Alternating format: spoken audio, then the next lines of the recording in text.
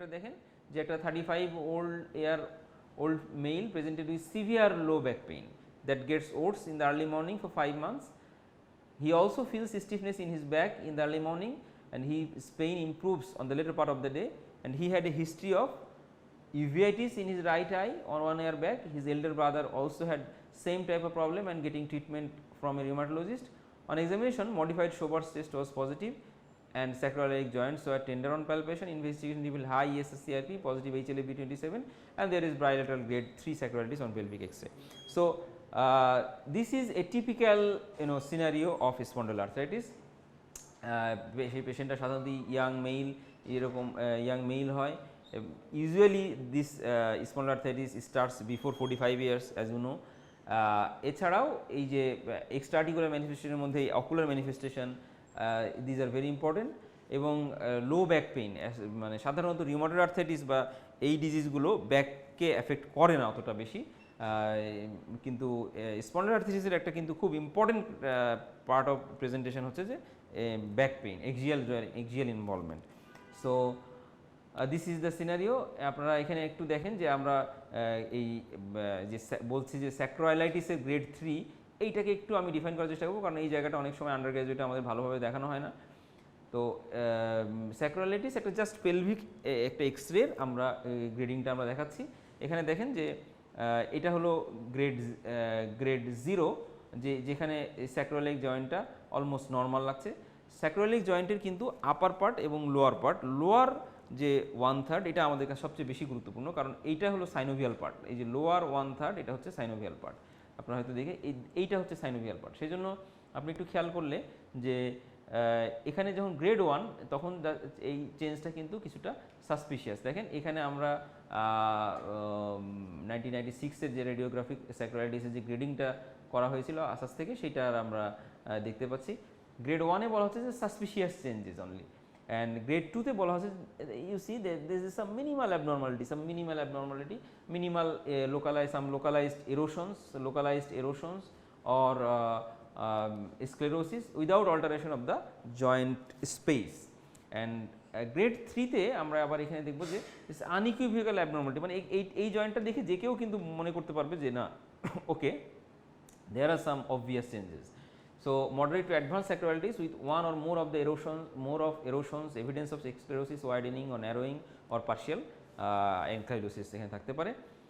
আর severe abnormality এখানে যেমন দেখছেন যে জয়েন্টটা বোঝাই যাচ্ছে না, মানে এসআই জয়েন্টটা আমরা এখানে বুঝতেই পারছি না। তো এইটা করে আমরা এই জিনিসটা এই জন্য ইম্পর্টেন্ট যে স্পন্ডাইলোআর্থ্রাইটিসের ডায়াগনোসিসের জন্য কিন্তু একটা সিম্পল একটা পেলভিক এক্সরে আমাদের অনেকখানি ইনফরমেশন দেবে। আপনি পেলভিক এক্সরেতে যদি একটা স্যাক্রোইলাইটিস পেয়ে যান, সাথে আপনার হাই সিআরপি পেয়ে যান, মানে আমার মনে হয় যে এটা ডায়াগনোস করা খুব ইজি হয়ে যাবে। তো আরেকটা হলো যে আমাদের ক্লিনিক্যাল যখন আমরা ইভ্যালুয়েট করতে যাব তখন মডিফাইড শোবার্স টেস্ট, এটা খুবই ইজি। আমাদের যে ডিম্পল আছে সেই ডিম্পল বরাবর একটা লাইন আমরা টানবো, সেখান থেকে 10 সেন্টিমিটার ওপরে একটা লাইন একটা দাগ আমরা দিব, যে এখানে যেভাবে দিয়েছি তার দাগ দিব। এবার পেশেন্টকে আমরা বেন্ড করতে বলবো, বেন্ড করার পরে যদি এই ডিস্টেন্সটা ইনক্রিজ করে 15 সেন্টিমিটার পর্যন্ত হয় বা তার বেশি হয় তাহলে এটা নর্মাল। যদি 15 সেন্টিমিটারের কম হয় তাহলে আমরা ধরে নেব যে তার স্পাইনাল মোবিলিটি হ্যাম্পার হয়েছে এবং এটা স্পন্ডাইলোআর্থ্রাইটিসের ইভ্যালুয়েশনের জন্য খুব গুরুত্বপূর্ণ। তো এই কয়টা জিনিস আমরা খুব ইজিলি এই কয়টা জিনিস করে আমরা কিন্তু এই স্পন্ডাইলোআর্থ্রাইটিস ডায়াগনোস করতে পারি। এখানে আসাসের ক্লাসিফিকেশন ক্রাইটেরিয়াটা নিয়ে এসেছি, এই জন্য নিয়ে এসেছি যে অনেক সময় আমাদের কনফিউশন হয় এবং ডায়াগনোসিস রিচ করার জন্য একটা ডেফিনিট গাইডলাইন থাকলে এটা ইজি হয়। কিন্তু এটাও মনে রাখতে হবে যে আমরা ক্লিনিশিয়ানরা কিন্তু এই ধরনের ক্রাইটেরিয়ার উপর পুরোপুরি নির্ভর করব না। আমি আপনাকে যেটা বলেছি, একটা পেশেন্ট লো ব্যাক পেইন নিয়ে এসেছে, যার নেচারটা আমাদের কাছে ইনফ্ল্যামেটরি মনে হচ্ছে, অর্থাৎ সকালের দিকে বাড়ে এবং তার কোনো একটা জয়েন্ট ইনভলভমেন্টও যদি থাকে, অথবা তাকে যদি আমরা এই ইভ্যালুয়েট করতে গিয়ে দেখলাম যে তার ইএসআর সিআরপি বেশি এবং ওনার এক্সরেতে আমরা একটা চেঞ্জ পাচ্ছি পেলভিক এক্সরেতে, that is quite enough to diagnose spondyloarthritis. But still আমাদের এই একটা ক্রাইটেরিয়া সামনে থাকলে বা আপনাদের একটু জানা থাকলে এটা আপনাদের পরবর্তী ক্ল্যারিফিকেশনের জন্য পেশেন্টটাকে কীভাবে আমরা ক্লাসিফাই করছি এটা সহজ হবে। তো এখানে যেটা ওরা বলছে যে যদি ইমেজিংয়ে আমরা স্যাক্রোইলাইটিস পেয়ে যাই আইদার এমআরআই অথবা এক্সরেতে, এবং সাথে যদি এই ধরনের ফিচারগুলোর কোনো একটা থাকে, তাহলে আমরা তাকে কিন্তু বলে ফেলতে পারবো যে এটা যেমন inflammatory back pain, arthritis, enthesitis. Enthesitis মানে হচ্ছে যে inflammation of the tendon insertions. আর uveitis, dactylitis, psoriasis, Crohn's, good response to NSAIDs, এইগুলো যদি থাকে, ফ্যামিলি যদি থাকে, তাহলে আমরা কিন্তু একটা সিঙ্গেল ফিচার থাকলে মানে স্যাক্রোলাইটিস আছে এবং দেখেন যে কোনো একটা সিঙ্গেল ফিচার যদি আপনার থাকে তাহলে কিন্তু আপনারা এসপি বলে ফেলতে পারেন। আর একটা হচ্ছে যে যদি তার HLA-B27 পজিটিভ থাকে তাহলে এই ইয়াগুলোর মধ্যে যে কোনো দুটো থাকতে হবে তার সিমটমের মধ্যে। এছাড়া আরেকটা গুরুত্বপূর্ণ জিনিস হলো আসাস যদিও এটাকে বলেছে যে সাধারণত মিনিমাম 3 মাসের উপরে থাকতে হবে লো ব্যাক পেইনটা, এবং অনসেট হতে হবে, লো ব্যাক পেইনের অনসেটটা 45 বছরের আগে হতে হবে। এখানেও পেরিফেরাল আর্থাইটিসের ক্রাইটেরিয়াগুলো দেওয়া আছে। এরপরে আমরা আসতেছি আরেকটা সিনারিওতে, দেখেন যে একটা 42 years old male presented with pain and swelling of small joints of hands and feet. For 3 months, he had a history of swelling of entire toe in recent past. He also had inflammatory low back pain. For the same duration, his elder brother has been suffering from psoriasis. On examination, his PIP, DIPs were swollen. Psoriatic nail changes were present in his nail beds, and investigation revealed high SSCRP, RA anti-CCP was negative, pelvic X-ray revealed bilateral gate to sacroiliitis. So these are the typical features of psoriatic arthritis. As you see, this is psoriasis. There are some changes here in the DIP. There are some changes. Sorry, PIP and also in the DIP there are some changes, and here is the picture of skin psoriasis. এখানে আপনারা দেখেন যে একটা entire এক digit swelling মনে হচ্ছে, এইটাকে আমরা বলি ড্যাকটিলাইটিস। এইটা সোরিয়াটিক আর্থাইটিস ডায়াগনোসিসের জন্য খুব ইম্পর্টেন্ট। এই জন্য এই জিনিসটা মাথায় রাখা, যে কোনো একটা ফিট অথবা যে কোনো একটা ফিঙ্গার এন্টায়ারলি একটা ডিজিট এন্টায়ারলি সোয়েলেন যদি হয়ে থাকে তাহলে এটাকে আমরা ড্যাকটিলাইটিস বলি, যেটা ডায়াগনোসিসের জন্য খুবই হেল্পফুল। এছাড়া আমরা জানি যে সোরিয়াটিক আর্থাইটিসের মূল যে 5টা division, distal psoriatic arthritis, spondylo arthritis, arthritis mutilans এবং এনথেসাইটিস, ড্যাকটিলাইটিস। এইটা হচ্ছে সোরিয়াটিক আর্থাইটিসের মূল ডিভিশন।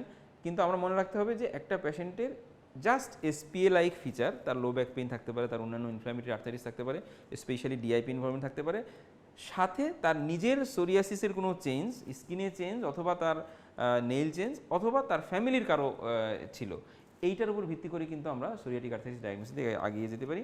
এবং অলমোস্ট ট্রিটমেন্ট পার্টটাও আমাদের কাছাকাছি আমি বলবো স্পন্ডাল আর্থাইটিসের মতোই। এখানে ক্যাসপার ক্রাইটেরিয়াটা দেওয়া আছে, যে ক্রাইটেরিয়ার উপর ভিত্তি করে সারা দুনিয়াতে সোরিয়াটিক আর্থাইটিস ডায়াগনোস করা হয়।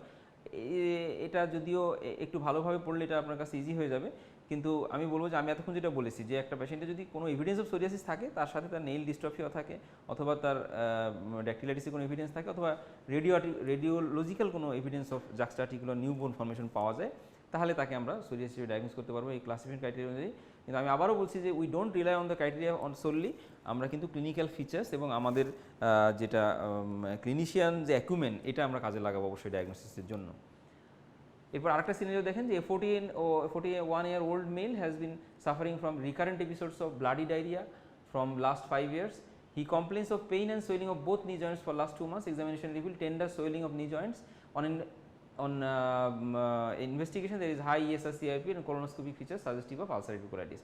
তাহলে এইটা বলার গুরুত্ব হচ্ছে যে একটা সেম লাইক এসপি এর মতো একটা পেশেন্ট একই ধরনের প্রেজেন্টেশন নিয়ে এসেছে, কিন্তু তার একটা ক্রনিক ডায়রিয়ার হিস্ট্রি আছে, অনেক সময় ব্লাডি ডায়রিয়ারও হিস্ট্রি থাকতে পারে। এই পেশেন্টগুলোকে কিন্তু আমাদের ইভ্যালুয়েশন করতে হবে with the thinking in mind যে এটা আমাদের এন্টেরোপ্যাথিক আর্থাইটিস হতে পারে। দেখেন এখানে কোলোনোস্কোপিতে আলসারেটিভ কোলাইটিসের ফিচার পাওয়া যাচ্ছে এবং তার রিকারেন্ট এপিসোডস অফ ডায়রিয়ার হিস্ট্রি আছে এবং তার নি জয়েন্টসগুলো ইনভলভ আছে। এই সিনারিওটাকে আমরা বলি এন্টেরোপ্যাথিক আর্থাইটিস। এছাড়া আমাদের অস্টিওআর্থাইটিস সম্বন্ধে যেটা বললাম যে অর্থাইটিসের আমাদের ডেভিশনে এটা কিন্তু খুব ভালো আলোচনা আছে। তো আমি যতটুকু বলবো যে অস্টিওআর্থাইটিসের মূলত যে বিষয়টা যে এটা ইনফ্ল্যামেটরি পেইন এখানে থাকবে না এবং পেশেন্টগুলো সাধারণত কিছুটা নোডিউলার ফিচার নিয়ে আমাদের কাছে আসবে। সাধারণত নি অস্টিওআর্থাইটিস যেগুলো হয় সেগুলো তো মনোআর্টিকুলার হয় বা দুই পাশে নি ইনভলভ করতে পারে, কিন্তু মনোয়ার বা অলিগো হতে পারে, কিন্তু নোডাল জেনারেলাইজড অস্টিওআর্থাইটিস যেটা সেটা কিন্তু রিউমাটয়েড আর্থাইটিসের মতো দেখা যাবে যে সারা শরীরেই সারা বডিতে বিভিন্ন জয়েন্টেতে পেইন নিয়ে এসছে, কিন্তু আমরা আলাদা করবো হচ্ছে যে পেইনটা ইউজুয়ালি ইনফ্ল্যামেটরি হবে না এবং হচ্ছে এখানে নোডিউলার অ্যাপিয়ারেন্স থাকবে। এখানে আরও কিছু ফিচার আছে, এগুলো আপনারা দেখে নিতে পারবেন। এখন যদি আমি আপনাকে বলি যে এরপরের আমরা যদি রিজিওনাল সিমটমগুলোর দিকে একটু যাই, যে আমরা কিভাবে একটা ইভ্যালুয়েট করব যে 60-year-old women presented with low back pain, আমরা এটাকে কিভাবে ইভ্যালুয়েট করব। তাহলে দেখেন, কারণ এটা আমরা খুব কমনলি কিন্তু আমাদের প্রাইভেট প্র্যাকটিসে পাবো। মানে আমি বলবো যে প্রাইভেট প্র্যাকটিসের কিন্তু আপনি ইন্টারমেডিসিন প্র্যাকটিস করেন অথবা আপনি রিউমাটোলজি প্র্যাকটিস করেন, আমি বলবো যে around 30-40% of your patient will come with this complaints, low back pain. So that's why এইটাকে ইভ্যালুয়েট করার মানে এক্সপার্ট হওয়াটা কিন্তু খুব জরুরি। এখন দেখেন, আমাদের দুটো একটা ইম্পর্টেন্ট বিষয়, যে কারণটা আমরা লো ব্যাক পেইনের আমরা খুব গুরুত্বপূর্ণ কারণগুলো একটু বোঝার চেষ্টা করব এবং সেটা অনুযায়ী আমরা ইভ্যালুয়েশনটা করার চেষ্টা করব। লো ব্যাক পেইনের কারণগুলোর মধ্যে মেকানিক্যাল কারণ হতে পারে, যেটা মেকানিক্যালের ডিটেলসটা আমি একটু পরে বলছি। এছাড়া ইনফ্ল্যামেটরি কজ থাকতে পারে লো ব্যাক পেইনের, তাছাড়া ইনফেকশাস কজ, মেটাবলিক এবং আদার কজগুলো থাকতে পারে। এখন দেখেন, এই একটা পেশেন্ট যখন লো ব্যাক পেইন নিয়ে আসবে, তখন আমরা যদি হিস্ট্রি নিয়ে এটা বুঝে গেলাম যে এই পেইনটা ইনফ্ল্যামেটরি না। ইনফ্ল্যামেটরি না কীভাবে বুঝবো? আমি যদি তাকে জিজ্ঞাসা করি যে আপনার সকালবেলা ঘুম থেকে উঠলে এই ব্যাক পেইনটা কেমন থাকে, উনি বলবেন যে না, সকালবেলা আমার কম থাকে, সারাদিন কাজ করতে করতে আস্তে আস্তে বাড়ে।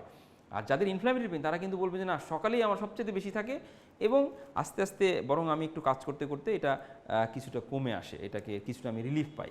তো এইটা হচ্ছে যে একটা ইনফ্ল্যামেটরি আর একটা মেকানিক্যাল লো ব্যাক পেইন পার্থক্য করার রাস্তা।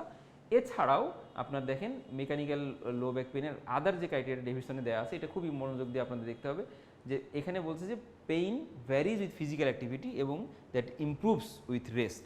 এছাড়াও সাডেন এবং এটা সাডেন হতে পারে। আমরা অনেক সময় মনে করি যে সাডেন একটা ব্যাক পেইন তৈরি হয়েছে, এটা মনে হয় this might be some sinister causes, না, বরং মেকানিক্যাল ব্যাক পেইনই কিন্তু, মেকানিক্যাল লো ব্যাক পেইনই কিন্তু এটা খুব কমন, যে একটা সাডেন অনসেট হয় এবং প্রিসিপিটেটেড বাই লিফটিং অর বেন্ডিং। অনেকে এসে বলেন যে আমি একটা কিছু তুলতে গিয়েছিলাম এবং একটা কট করে শব্দ হলো, আমার তখন থেকে এত তীব্র ব্যথা শুরু হয়েছে যে আমি আর কোনো কাজই করতে পারছি না। আমরা কিন্তু তার এই বর্ণনা শুনে আমরা অনেক সময় খুব ঘাবড়ে যাই, কিন্তু আসলে এটার মনে রাখতে হবে যে মেকানিক্যাল ব্যাক পেইনে এগুলো কিন্তু সম্ভব এবং আমরা কমনলি কিন্তু এটা পাই। এবং আরেকটা বিষয় হলো যে যখন পেশেন্টের ব্যথা বারবার হতে থাকে, তখন কিন্তু পেশেন্ট আরও বেশি ওরিড হয়ে যায় এবং ডাক্তাররাও অনেক সময় ওরিড হয়ে যায় যে কেন এটা বারবার হচ্ছে। বাট মেকানিক্যাল ব্যাক পেইনই কিন্তু বারবার হতে পারে। এবং অবশ্যই আমি আপনাকে বলবো, অবশ্যই আমরা যে কোনো লো ব্যাক পেইন অ্যাভয়েড করার সময় রেড ফ্ল্যাগ সাইনগুলো আমাদের মাথায় থাকতে হবে, যে কী সাইনগুলো থাকলে আমরা গুরুত্ব দিব এবং এটাকে ফার্দার ইভ্যালুয়েশনের দিকে আগাবো। কিন্তু আমাদের সাথে সাথে এটাও মনে রাখতে হবে যে মেকানিক্যাল ব্যাক পেইন যেহেতু একটা large majority of the patient, একটা মেজরিটি অফ দ্য পেশেন্ট আমাদের কাছে মেকানিক্যাল লো ব্যাক পেইন নিয়ে আসে, সেজন্য তার ফিচারগুলো কিন্তু জানা থাকা লাগবে। তাহলে রিকারেন্ট এপিসোড হতে পারে, pain limited to the back or upper leg এবং no clear cut nerve distribution, no systemic features and the prognosis is very good. Within 6 উইক্সের মধ্যে 90% পেশেন্টসের রিকভারি হয়ে যায়। সো দেখেন, এইটা আমরা ব্যাক পেইনের একদম, যদি আপনি বলেন যে ইভ্যালুয়েশনের একদম ফার্স্ট স্টেপ, যে প্রথমে মেকানিক্যাল কিনা, কোনো ডিস্ট্রাকটিভ প্রসেস এখানে আছে কিনা, ইনফ্ল্যামেটরি কিনা, আদার কিছু যেমন পিএলআইডি, এই ধরনের কিছু জিনিস আমাদের মনে হচ্ছে কিনা। আর these are the red flag sign, এইটা আপনাদের একদম খুব মাথায় রাখা লাগবে যে একটা পেশেন্ট লো ব্যাক পেইনের জন্য কী কী রেড ফ্ল্যাগ সাইন থাকলে আমরা এটাকে খুব ভালো করে ইভ্যালুয়েট করার চেষ্টা করব। তার মধ্যে একটা হচ্ছে যে বয়সটা, পেশেন্টের বয়স যদি 55 বছর উপরে হয়, 20 বছরের নিচে হয়, তাহলে কিন্তু অবশ্যই আমাদের গুরুত্ব দিতে হবে। এবং পেইনের ক্যারেক্টারিস্টিক্সটা কীরকম, লোকেশনটা কীরকম, এবং তার কোনো পাস্ট মেডিকেল হিস্ট্রি আছে কিনা, কনস্টিটিউশনাল আছে কিনা,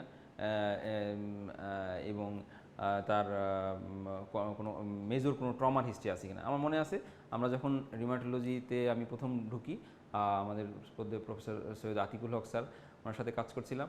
তো একটা পেশেন্ট গরিব, উনি আসছেন, উনি এসে এরকম বলছেন যে তার বয়সটা তার একটু বেশি, 60 ইয়ার্সের মতো, এবং তার এই লো ব্যাক পেন নিয়ে এসছে, আর কোনো ফিচারই নাই তার, শুধু একটু লো ব্যাক পেন নিয়ে উনি এসছেন, আউটডোরে দেখাতে এসছেন। স্যারের সাথে আমি কাজ করতেছি, স্যার আমাকে বললেন যে না, এই পেশেন্টের এমআরআই করো এবং ইমেজিং ইভ্যালুয়েশন করো। আমি খুব একটু মানে বিরক্তই হলাম যে এই পেশেন্টকে জাস্ট শুধু একটু বয়সটা বেশি দেখে স্যার আবার এটা এই পেশেন্ট, গরিব পেশেন্ট, তাকে এত ইনভেস্টিগেশনের লোড দিচ্ছেন। কিন্তু আমার পরের দিনই আমার ভুল ভেঙে গেল যখন স্যার ওই পেশেন্ট এই এক্সরে নিয়ে এসে এবং আমরা দেখলাম যে সেখানে secondaries, features of secondary metastasis is there in the spine.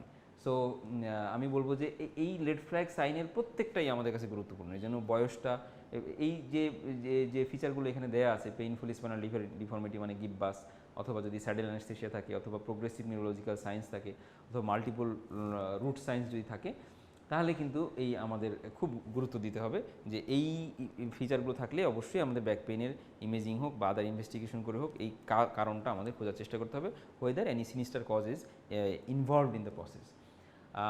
এখানে রেডিকুলার পেইনের কিছু ক্যারেক্টারিস্টিক্স দেওয়া আছে, এটা খুব কঠিন হবে না আপনাদের জন্য আশা করি, যে unilateral pain that is radiates beyond the knee, এবং প্যারেস্থেসিয়া থাকে, সাধারণত সেন্সরি সিমটম থাকে, এবং নার্ভ রুট ইরিটেশনের সাইন পাওয়া যেতে পারে, এবং অনেক সময় সেখানে কিন্তু features of neurological involvement like difficulty in micturition, loss of anal sphincter tone, saddle anaesthesia, gait disturbance, এইসব থাকতে পারে, এবং এটা কিন্তু কর্ডাইকুইনাস সিনড্রোমকেও অনেক সময় ইন্ডিকেট করে।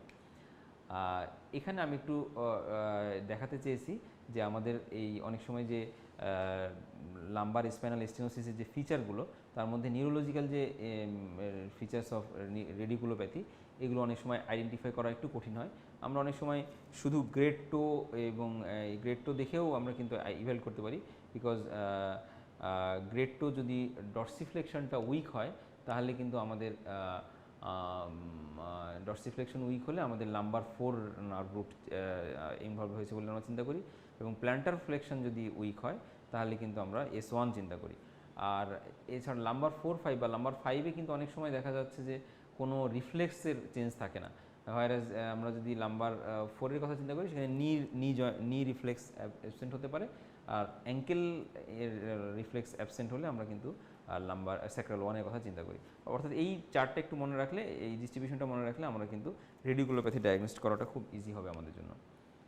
এছাড়াও আমাদের আরেকটা ইম্পর্টেন্ট ইস্যু হলো যে এই ব্যাক পেইন ছাড়াও অনেক পেশেন্ট আমাদের কাছে নেক পেইন নিয়ে আসে। দেখেন একটা সিনারিও বলছি যে 66-year-old male presented with recent onset of neck pain which he experienced more on the later part of the day during neck flexion. The pain also radiates along his upper right arm. এই জন্য এটা একটা cervical স্পন্ডোলাইসিসের feature এখানে, রেডিকুলোপ্যাথির feature এখানে দেওয়া আছে। তো আমি বলবো যে আমাদের নেক পেইন যখন পেশেন্ট নিয়ে আসে, তখন এই যে সার্ভাইকাল স্পন্ডোলাইসিস, কোনো ইনফেকশন আছে কিনা, কোনো ইনফ্ল্যামেটরি প্রসেস এখানে আছে কিনা, এবং হচ্ছে যে তার রেডিকুলার কোনো প্রসেস আছে কিনা, এই রেডিকুলার ইনভলভমেন্ট আছে কিনা, এইটা আমাদের গুরুত্ব দিয়ে খুঁজতে হবে। আমি মনে হয় যে এই নেক পেইনের জন্য কিছু রেড ফ্ল্যাগ যদি আমরা চিন্তা করে রাখি, তাহলে এটা আপনাদের জন্য ইভ্যালুয়েশনের জন্য সহজ হবে। দেখেন, যদি কোনো সিগনিফিক্যান্ট ট্রমার হিস্ট্রি থাকে, অথবা যদি কোনো আদার কোনো ডিজিজ, রিউমাটয়েড আর্থ্রাইটিস বা এরকম কোনো ডিজিজের আগে থেকে হিস্ট্রি থাকে, তার কোনো যদি ইনফেক্টিভ সিমটম থাকে, যেমন তার ফিভার, মেনিনজিজম, আগে থেকেই উনি কোনো ইমিউনোসাপ্রেস কিনা, ইন্টারভেনাস কোনো ড্রাগ ইউজ করছে কিনা, এই ধরনের যদি বিষয় থাকে, তাহলে কিন্তু আমাদের ইনফেকশাস কজগুলো খুব ইম্পর্টেন্ট নিয়ে চিন্তা করতে হবে। এছাড়াও যদি কনস্টিটিউশনাল সিমটম থাকে, কোনো নিউরোলজিক্যাল ইনভলভমেন্ট ফিচার আমরা পাই, এবং যদি আরেকটা ইম্পর্টেন্ট জিনিস হলো, অনেক সময় নেক পেইন কিন্তু পেশেন্ট উইথ কার্ডিয়াক পেইন নেকে নিয়ে আসে, সেই জন্য মানে এই সাথে আদার কোনো chest pain, shortness of breadth, অথবা ডায়াফোরোসিস এগুলো আছে কিনা, এটা কিন্তু আমাদের খেয়াল করতে হবে। এরপরে দেখেন, আমি রিজনাল পেইনগুলোর আরেকটু ভিতরে ঢুকতেছি। এখন আমাদের যে জায়গাগুলো সাধারণত কমনলি টাচ করা হয় না, সেসব জায়গাগুলোর একটু খেয়াল করতে হবে। যেমন আমাদের শোল্ডার পেইন, অনেক পেশেন্টই কিন্তু আমাদের কাছে, দেখেন এখানে একটা সিনারিও দেওয়া আছে যে 45-year-old diabetic man came to you with recent onset of right shoulder pain. On query, his diabetes was not properly controlled and he finds difficulty in abduction and internal rotation of his right arm. So এইখানে কিন্তু আমাদের এই ধরনের জিনিসগুলো involve হতে পারে, যে একটা শোল্ডার পেইন নিয়ে আসলে আমাদের প্রথমে দেখতে হবে যে এটা শোল্ডার জয়েন্টের পেইন নাকি না শোল্ডারের যে পেরিআর্টিকুলার স্ট্রাকচারগুলো আছে, যেমন এখানে আছে রোটেটর কাফ, এখানে আছে অ্যাক্রোমিওক্যাভিকুলার জয়েন্ট, অনেক সময় এখানে আছে বাইসিপিটার টেন্ডন, যেটা সেগুলোর পেইন নিয়ে পেশেন্ট আসতে পারে। তো আমরা সাধারণত যেটা মূল আলাদা করার চেষ্টা করি, যে যদি পেশেন্টের বোথ অ্যাক্টিভ এবং প্যাসিভ মুভমেন্ট, অ্যাক্টিভ মুভমেন্ট মানে হচ্ছে যে পেশেন্ট নিজের থেকে যখন শোল্ডার উঠানোর চেষ্টা করবে তখন সে পেইন ফিল করবে, এটা হলো অ্যাক্টিভ মুভমেন্ট। আর প্যাসিভ হচ্ছে যে পেশেন্ট নিজে কোনো এফোর্ট দিবে না, আমরা পেশেন্টের হাতটাকে বিভিন্ন ডিরেকশানে এই মুভ করার চেষ্টা করব। তো বোথ অ্যাক্টিভ এবং প্যাসিভ মুভমেন্টে যদি পেইন হয়, তাহলে কিন্তু আইদার এটা জয়েন্ট ডিজিজ অথবা অ্যাডহেসিভ ক্যাপসুলাইটিস। আর যদি অ্যাক্টিভ এবং আইদার এটা মোস্টলি হচ্ছে যে জয়েন্ট ডিজিজ। আর যদি অ্যাক্টিভ মুভমেন্টে পেইন থাকে কিন্তু প্যাসিভ মুভমেন্টে পেইন না থাকে, তাহলে কিন্তু আমরা এই যে রোটেটর কাফ টেন্ডিনাইটিস এই ধরনের জিনিসগুলো আমরা চিন্তা করব। এছাড়াও অনেক সময় পেশেন্ট এলবো পেইন নিয়ে আসে। এলবো পেইনের জন্য দেখেন খুব গুরুত্বপূর্ণ হচ্ছে যে এলবোর কোন সাইডটাই পেইন, এটা গুরুত্বপূর্ণ, মিডিয়াল সাইড না ল্যাটারাল সাইড। এবং এই যদি ল্যাটারাল সাইডে পেইন হয় তাহলে আমরা কমনলি পাই হলো ল্যাটারাল এপিকন্ডাইলাইটিস, এবং মিডিয়াল সাইডে হলো মিডিয়াল এপিকন্ডাইলাইটিস। এছাড়াও অলিক্রোনাল বার্সাইটিস থাকতে পারে। এইখানে যে ব্রেস্টটা দেখিয়েছি এটা এপিকন্ডাইলাইটিসগুলোতে খুব হেল্পফুল, সেই জন্য দেখিয়েছি। আমরা কিন্তু অনেক সময় রোগীকে এনএসআইড বা এই ধরনের চিকিৎসা দিয়ে ছেড়ে দিই, কিন্তু সাথে সাথে এটাও গুরুত্বপূর্ণ যে এই পেশেন্টগুলোকে একটা ব্রেসিংয়ের অ্যাডভাইস করে দেওয়া। এই জন্য আপনারা জিবি প্র্যাকটিসেও এটা প্র্যাকটিস শুরু করতে পারেন, যে আমরা বলি যে ব্রেসিং ফর ল্যাটারাল এপিকন্ডাইলাইটিস অথবা ব্রেস ফর টেনিস এলবো, এটা বলে দিলে এই ধরনের জিনিস সব জায়গায় কিনতে পাওয়া যায়। টাইনরের পাওয়া যায় ইন্ডিয়ানটা, এটা খুবই ভালো। আমি বলবো যে এই জন্য মানে এলবো পেইন নিয়ে আসলে আমাদের এই জিনিসটা খেয়াল করতে হবে যে দুইটা এপিকন্ডাইলের ওপরে বা অ্যাসোসিয়েটেড জায়গাগুলোতে পেইন আছে কিনা।